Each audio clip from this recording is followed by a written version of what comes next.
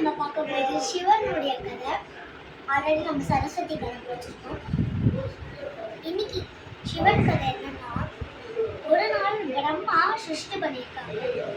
நம்ம சாப்பாடு சமைக்கும் போதெல்லாம் அது எப்படி தீஞ்சு போகும், கரிய போகும், அதே மாதிரி அந்த சிருஷ்டியில எல்லாம் வேஸ்டா போறது, தீஞ்சு போறது, கரிய போறது எல்லாமே அந்நிய சக்திகள், அதாவது துஷ்ட சக்திகள்.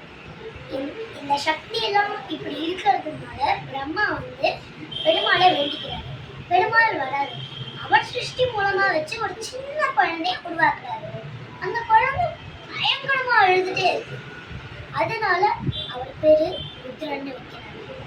ருத்ரன் பெருசாக ஏகாதச ருத்ரன் அப்படின்னு பேரே வாங்கிறாங்க. அவருக்கு 11 forms.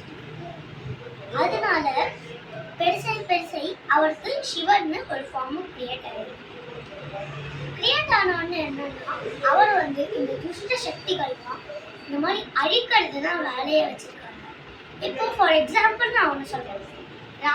ராமாயணம் பார்த்துருப்பீங்க. ராவணன் என்னன்னா, பசிங்க ஒரு பொண்ணு யாரை நீ தொட்டாலும் சாபம் உனக்கு இருக்கு, பஸ்மம் ஆயிடுவன் கொடுத்துருக்காங்க. ஆனா ராவணன் சீதைக்கு ஆசைப்பட்டு தொடர, இருந்தாலும் அவன் சிவபக்தன். சிவன் காப்பாத்தினாரா? காப்பாத்தல. இந்த மாதிரிதான் இருக்கணும். அதனால பெருமாளே அவர் கொண்டாரு. இதான் ஸ்டோரி. இதோட முடியுது. அப்புறம் இப்ப பார்க்கும்போது நம்ம சொல்லலாமா?